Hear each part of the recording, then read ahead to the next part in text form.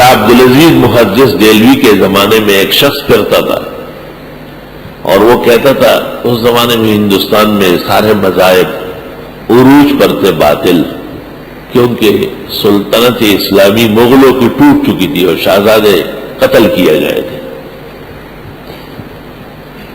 تو ایک آدمی اس تگدے میں لگ گیا کہ اللہ تعالیٰ کا اپنا مذہب کیا ہے، خدا تعالیٰ مسلمان ہے، ہندو ہے، سکھ ہے، ڈوگرا ہے، گوتڑا ہے، عیسائی ہے، کیا چیز ہے، بس جو خدا کا مذہب ہوگا میں وہ اختیار کروں گا۔ پادری کے پاس گیا، اس نے کہا انجیل میں دکھاؤ کہ اللہ تعالیٰ عیسائی ہے، نہیں دکھا سکا۔ گوتم بدھ والوں کے پاس گیا، وہ نہیں دکھا سکے۔ پنڈت کے پاس گیا، وہ گیتا میں اور وید میں نہیں دکھا سکا۔ شاہ عبدالعزیز صاحب کے پاس آیا اور شاہ صاحب سے کہا کہ شاہ صاحب میں وہ مذہب اختیار کروں گا جو اللہ تعالیٰ کا ہو، تو آپ بتا سکتے ہیں اپنے کتاب سے کہ اللہ تعالیٰ کا مذہب کیا ہے؟ شاہ صاحب سمجھ گئے۔ شاہ صاحب نے کہا اللہ تعالیٰ مسلمان ہے۔ اس نے کہا کیسے؟ کہ ان اللہ یامرکم ان تذبحوا بقرہ، قرآن کریم کی دوسری بڑی صورت میں ہے کہ گائے ذبح کرو۔ یہ جتنے مذاہب تم بولتے ہیں ان سب میں گائے نہ جائے گی۔ وہ کلمہ پڑھنے لگا، اس نے کہا بالکل صحیح ہے، اللہ تعالیٰ مسلمان ہے، وہ فرماتے ہیں گائے ضرور ذبح کرو، ان اللہ یامرکم ان تذبحوا بقرہ۔ اب ایک مسلمان لڑکے کو عیسائی لڑکوں نے کہا یار تم مسلمان بھی بڑے ظالم ہو۔ اس نے کہا کیسے؟ کہا کہ تمہاری لڑکی ہمارے ہاں آ سکتی ہے؟ اور نے کہا نہ بالکل نہ۔ کہا ہماری لڑکی آپ کے ہاں جا سکتی؟ کہا بالکل، کر لے، اس سے بڑا ظلم کیا ہو؟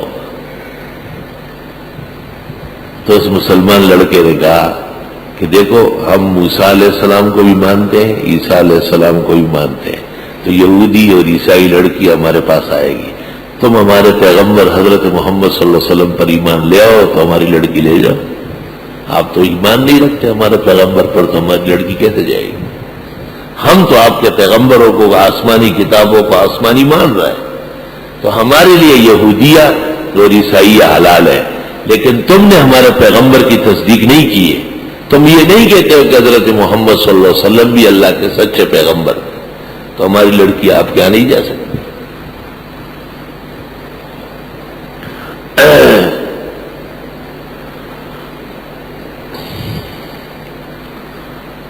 مولانا قاضی ثناء اللہ صاحب پانی پتی رحمت اللہ علیہ، نام سنا ہے نا، تفسیر مظہری کے مصنف،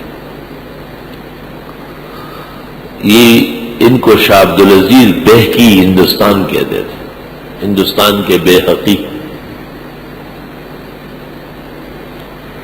اور یہ خلیفہ ہے مرزا مظہر جان جانان رحمت اللہ علیہ۔ مرزا مظہر جان جانان رحمت اللہ علیہ براہ راست آدم بنوری کے خلیفہ، اور آدم بنوری خواجہ بقی باللہ کے اور مجدد کے بھی ہے۔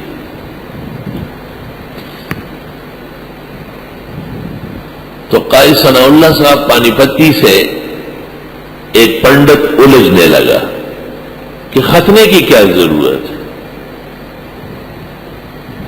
وہ پنڈت کے پاس قلم تھا لکھنے کے لیے، تو آپ نے پوچھا کہ پنڈت جی یہ قلم کس کام کے لیے؟ کہا یہ لکھنے کے لیے۔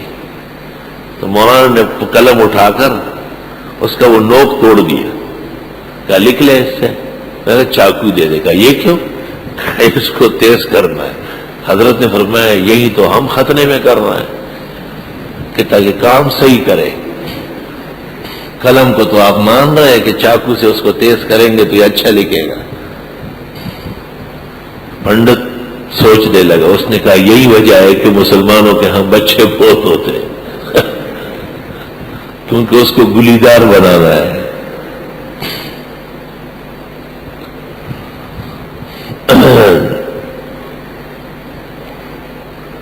دہلی میں نواب کلب علی خان مسلط تھا، بڑا کمبخت قسم کا رافضی تھا، لیکن بہرحال علماء کا قدر بھی کرتا تھا، سب علماء کو طلب کیا، شاہ اسماعیل شہید بھی آ کے بیٹھ گئے، اور وہ مشہور زمانہ شیعہ عالم آغا حسین مجتہد وہی موجود تھا، بہت بڑا عالم تھا ان کا، جو کہتا تھا میں شاہ عبدالعزیز کے تحفے کا جواب لکھ رہا ہوں، مر گیا اور جواب نہیں لکھ سکا۔ اور بھی دہلی کے بڑے لوگ بیٹھے تھے، نواب صاحب نے مسلمانوں کے لیے خرگوش ذبح کیا تھا، خرگوش، سویا، سوا، ارنب، تو وہ خرگوش ایسا کٹا ہوا پڑا تھا، اور مرغی بھی تھی جگہ جگہ، اب اٹھا رہے تھے خادم لوگ، یہ مہمان برانڈے میں بیٹھے تھے، اور کوئی کتا آیا اور خرگوش کو سونگا اور سونگ کے پھر بھاگا، تو وہ آغا حسین پویا جو تھا اس نے شاہ صاحب کو کہا، شاہ صاحب خرگوش کو تو کتا بھی نہیں کھاتا، تو شاہ صاحب نے فرمایا جی ہاں، کتے خرگوش کو نہیں کھاتے، کیونکہ رافضی ہو کے یہاں خرگوش حرام ہے، اسی میں جواب دے دیا، فرمایا جی ہاں، کتے خرگوش کو نہیں کھاتے۔